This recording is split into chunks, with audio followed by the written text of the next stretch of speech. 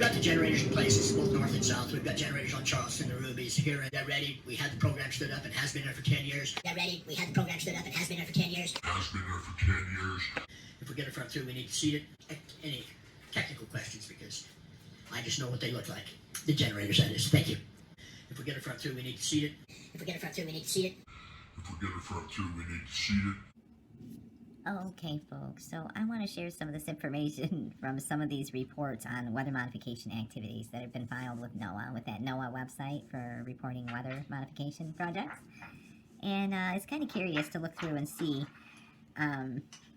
you know, what types of equipment and how many generators there are. There are so many generators. There are literally thousands of generators out there. And these are different reports here, you know, for different areas and stuff involving different things. There's some of them in here for hail suppression too, which I think is kind of curious considering that there's been these record hailstorms going on. But before I do go into some of that, I want to drop back here to this report to the President and Congress of Dog Hair. Sorry, that's terrible. This report to the President and the Congress, National Weather Modification Policies and Programs from 1979, was presented by the U.S. Department of Commerce. And I had just read in the last video on this about hail suppression, and I left off with hurricane moderation. So I want to read this last little bit from this. It's only like 2.5 pages or so. Yeah, I want to read through some of that really quick, just to kind of reiterate and, you know, compound the fact that they've been doing this for a very long time. And these reports here, just because they're reporting it to NOAA, it doesn't make it okay. And that's the impression that I'm getting. It's almost as if they took this information and stuff to people in Congress and in our government to get money for these projects and stuff. And when they got pushback on it, it's like they settled in the middle type of a thing. And they're like, okay, well, if you're going to do it, then you need to at least compile some reports and some evidence that it's actually working, and that it's actually working, or that it's actually doing this and doing what you're saying that it's doing before we give you the money for it. There should be more regulation, especially concerning rainfall enhancement. You know, there really, really should be on all aspects of weather modification. But, you know, just because they're filing reports, it doesn't make it okay. And in their minds, they have it justified. This company here that's doing this Wyoming Water Development Office in Wyoming, has what they're doing justified. Because it's okay, we're doing it, it's okay, we're telling people that we're doing it now, though. We're reporting it, so that makes it okay. And no, it does not. It does not. It just compounds evidence and proof of what you're doing.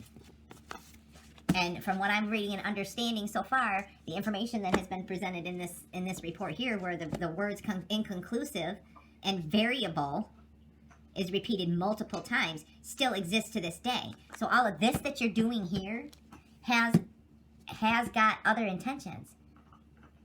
There are underlying things going in these silver clouds, okay? Isn't that very curious that we have that phrase as well? Oh, well, you know, you gotta look for that silver lining in the cloud, right? I wonder where that term would have come from. Gee, I don't know. Maybe because they've been injecting our freaking atmosphere and our ecosystem and our environment with silver iodide for decades. Yep, gotta find that silver lining. Yeah.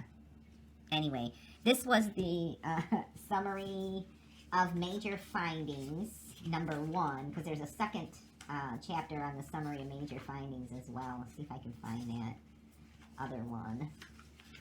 Yeah, this is still following the first summary of major findings, going into this here on hurricane moderation.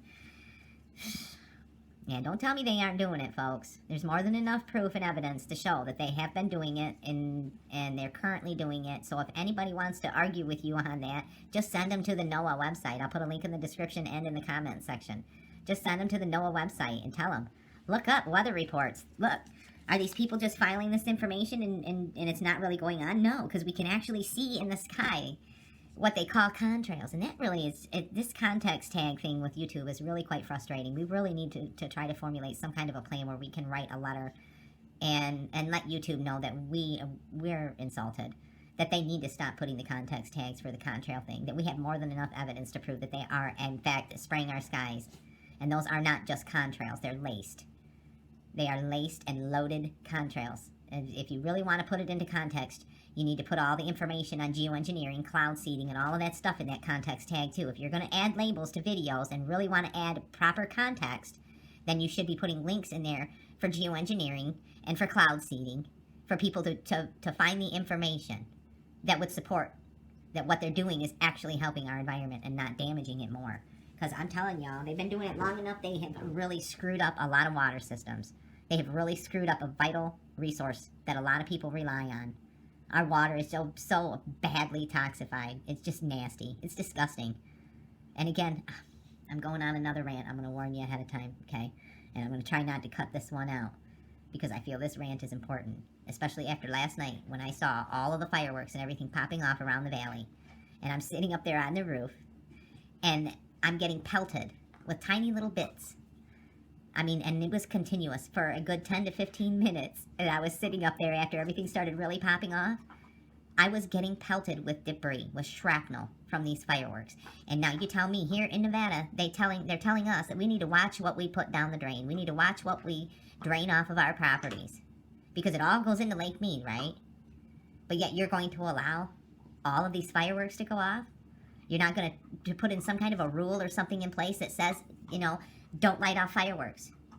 We're gonna put on a drone show across the valley. You know how easy it would be for them to coordinate a really freaking cool drone show over this valley between the hills, between the Sierra Nevadas and the Lake Mead foothills and up towards Lake Las Vegas. They could position high-powered projectors and different things and really create one hell of a fucking show over this Las Vegas valley using drones and holographic technology.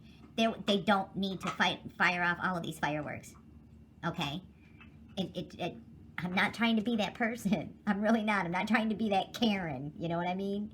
But if they're going to be putting in all of these regulations and policies that allow them to add onto people's property taxes fines and fees for water waste because the premises don't want to waste water because we're short on it, but we're going to do all of these things with these fireworks that cause the fire department to have to use more water. Do you know how many fires were reported last night, folks, around here? I was listening to the scanner into like 3 o'clock or so in the morning because I did a Star Trails video, and it was like every 5 minutes, another call coming in, a dumpster fire somewhere, an apartment was on fire. I mean, there are multiple dumpster fires.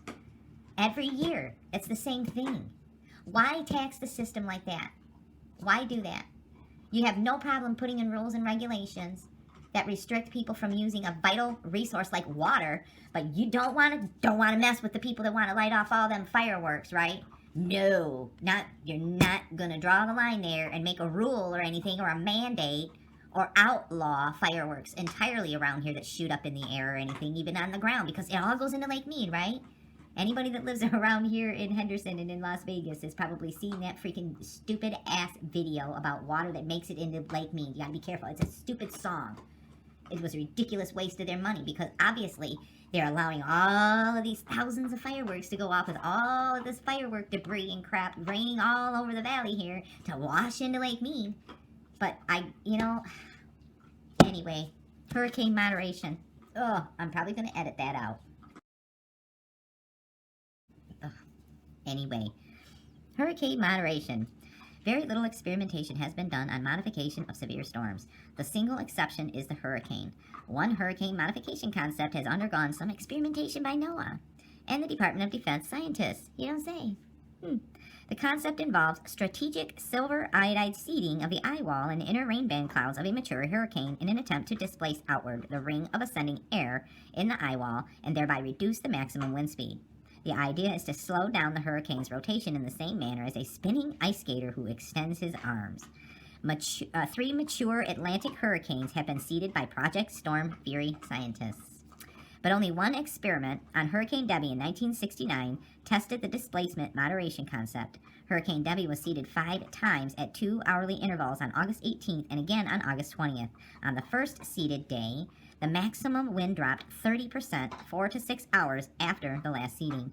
It re-intensified on August 19th, but again dropped by 15% 4 to 6 hours after the last seeding on August 20th. These results are in the direction predicted by preliminary numerical models. However, I should count the number of times the word however and the word inconclusive is repeated in this file. However, more research and experiments are necessary before any firm conclusions can be drawn. So again, we need to just keep taking the liberty of doing this without public consent, you know. Silver iodide is fine. Silver's it's fine. It won't hurt nobody. It just cause your skin to turn gray, you know. It won't. It's fine because they're reporting it too. So it's all okay now. So, you know. I really hope everybody watching can understand sarcasm. Other applications. In addition to cloud seeding for rainfall and snowfall enhancement, hail suppression, hurricane moderation, and opening holes in supercooled stratus, can you say hole punch clouds? Several other objectives in weather modification have been sought. These include seeding with silver iodide to reduce lightning strikes, seeding warm fogs with moisture-absorbing particles to improve landing conditions at airports, seeding with dry ice in high humidity regions of the clear air to create cloud layers, dusting snow-covered surfaces with carbon black to increase the rates of melting, and coating lakes and reservoirs with long-chain alcohols to reduce evaporation, and similar treatment of cloud drops to make clouds last longer. Theoretical research and field experimentation have been conducted in each of these areas. Oh, you don't say! Really? I bet you the public didn't know a damn thing about it. But they all are ideas lying fallow, pending further research or new physical insights. Again, just taking the liberty to do these things without public consent. And then when they take it to our so-called public leaders respond and say, oh, well, you know, before we really approve of it, you need to do some studies out there and conduct some experiments and make sure that you report it. Again, just taking the liberties, completely denying us the natural flow and the natural effect of things and the natural variables to present themselves. Just like with the CDC. I'm going to get sidetracked for a second here, folks, because I've had, there's some of these interesting CDC influenza surveillance reports from years ago. This is from 1960, but it's kind of interesting to see how they charted this stuff. But it's along the same lines, really, because somewhere along the line back in the CDC and the Public Health Department, they made the decision when it comes to these vaccines, and that's another upcoming video, folks. I've been doing a tally and redoing the final total of the number of recommended child and adolescent immunizations that are required from 0 to 18 years. This is one of the current schedules from 2023 here where they actually added on the COVID-19. So I need to update my data on that because I had done a video before where I kind of showed the number of vaccinations that the CDC and the Health Department, the Public Health Department, recommends. And again, I'll remind you, it's a recommendation. That is a recommendation. It's not a law, it's not mandated, and it's not required. You still can opt out. If any organization or anything that you want to participate in is telling you that you have to absolutely have this for you or your children, you need to challenge it, and you need to remind them that that schedule is just a recommended schedule. You'll take the information into consideration, but you're going to opt out for now. If they don't accommodate, walk away. There are plenty of other places that you can go when it comes to education, when it comes to employment, when it comes to so many other aspects of your life. No one should ever, ever be made to feel that this is a law. This is not a law. This is not required, and it should not be required. And I understand that different places can put forth their own policies and their own regulations, and they can most certainly enforce it. But you most certainly don't have to participate with those agencies and those organizations. You have a choice. Always do. And we always will have the choice. Plain and simple. This is our body. This is our physical being. Nobody has a right to violate that under any circumstances. And the fact that they are jabbing 0 months old, right from the start, right from the beginning, the CDC and the Public Health Department is making the decision to violate the biological system with an unnatural substance. Not even giving the natural immunity a chance. Not even allowing the natural herd immunity to develop. Complete disruption of a natural herd immunity where they are attempting to take control of something that they don't have any business taking control of. This is one of the situations here where I am that variable that I guarantee you they did not account for. And again, it's the same thing with weather modification and this kind of stuff. The variables are the one thing that they will never be able to predict and they will never be able to control. And it's the same thing with human beings, and it's the same thing with viruses and diseases. And like I said, because I'm repetitive, I go to get these files, these old surveillance reports. I mean, they're old. The phone number is Trinity 63311. It's interesting that their number would be 3311 too. I find that very curious. But there's some of these reports that I want to go through and show you how they used to compile their data, and they would put up these charts, and they show like where different outbreaks were occurring back then, like back in 1957 and 1960 and stuff like that. So I want to go into something like that too. But again, I got sidetracked. And you know, it's hard for me to stay focused on this because when you talk about the variables, the first thing that comes into my mind is the human variable. And every time I see it repeated in these publications when it comes to weather modification and altering our ecosystem and everything like that, and I see them using these words, variables, they know it exists, they know they cannot control it, but yet they continue. And they need to be stopped. They will never, ever control the variables. And again, predict. There's that word, predict. As the preceding discussion indicates, the physics and mathematics of the atmosphere have turned out to be even more complex and the scale of weather events even greater than scientists had anticipated in 1946. The behavior of clouds and cloud system has proved to be so variable that physical cause and effect are difficult to follow and predict. The technologies for intervening in a predictable manner in these complex cloud processes are still at an early stage of development, and this was back in 1979 when they were taking the liberty. Most experimental efforts have focused on precipitation enhancement. There has been evidence of success, although it falls short of final scientific proof. Of all the orographic cloud seeding projects reviewed, only one failed to show some positive results and indicated precipitation increases ranged as high as 20%. Not worth it. Like I said before, they're just taking the liberty of doing this stuff. And as far as this making the prediction, you know, it's very easy to predict what the clouds and the cloud structures are going to do if you're the one creating them, right? That's the only way that they have been able to do anything about getting around that variable, is to be able to create the cloud themselves and disrupt the natural flow. I mean, you heard what Mr. Pete Gogia said, is if you see a storm front, we got to seed it. Therefore, you are doing something, and then you're able to stand back and you're able to say, well, it's going to do this and it's going to do that as a result. You are creating that. It's not natural. So it's very easy to predict the future when you invent it, right? Just like part of their criteria and their requirements from the government for some of these weather modification projects is, you know, you just have to make sure that you file your report, for one, and then you have to have a plan in place for if something does go wrong. And their plan that's in place is, well, you know, if it starts looking like it's doing damage, we'll stop it.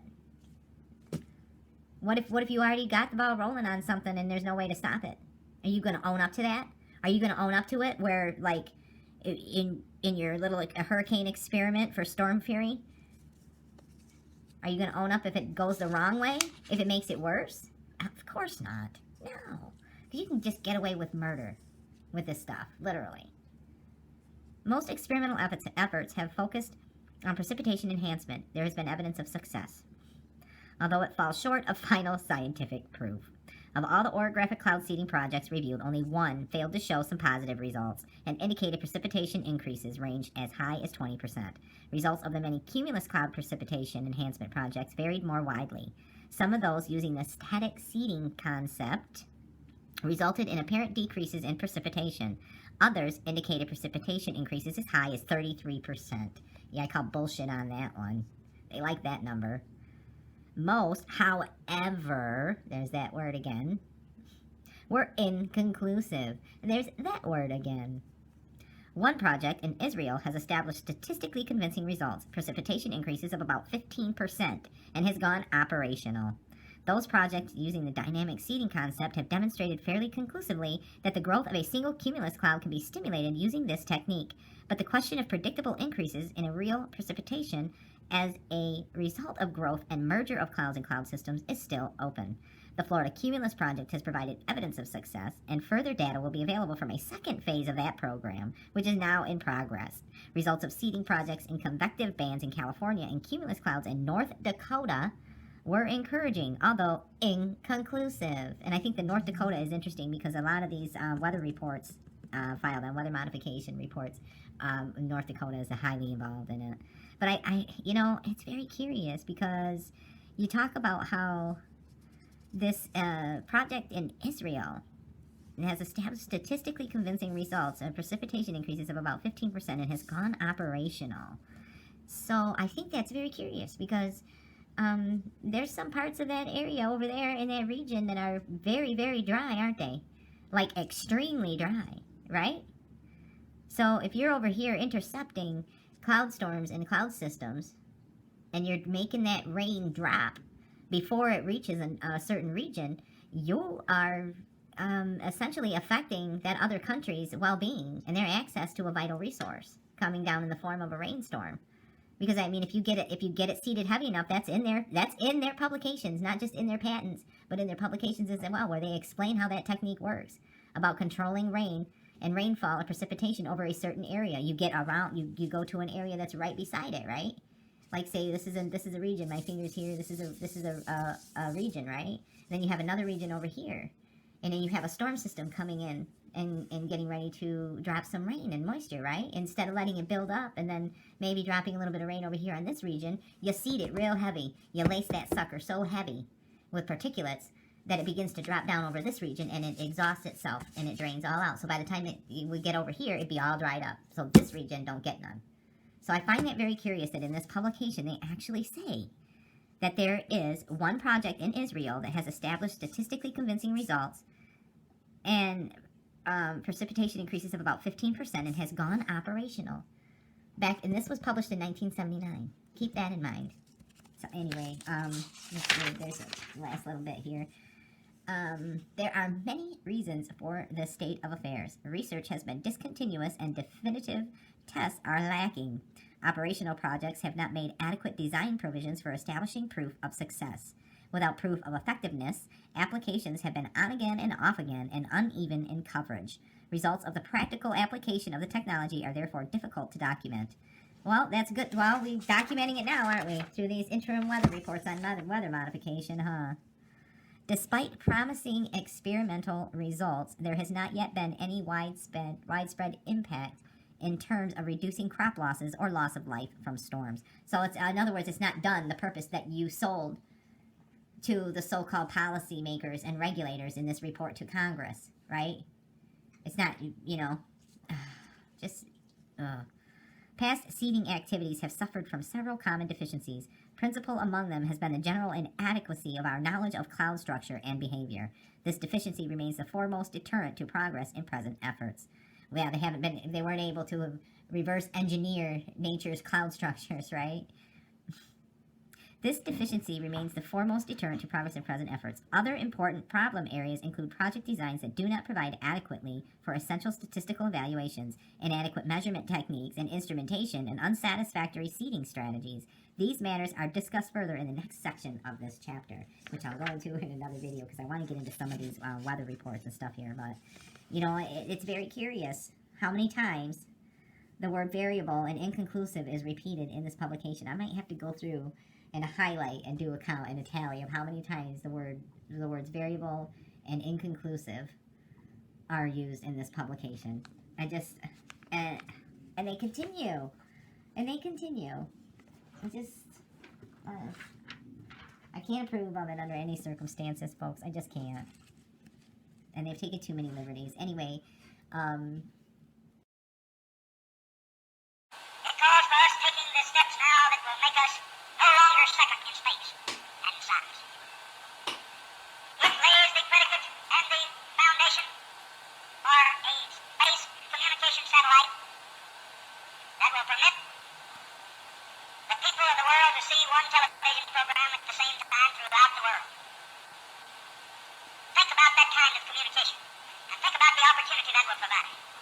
It lays the predicate and the foundation for the development of a weather satellite that will permit man to determine the world's cloud layer, and ultimately to control the weather, and he who controls the weather will control the world.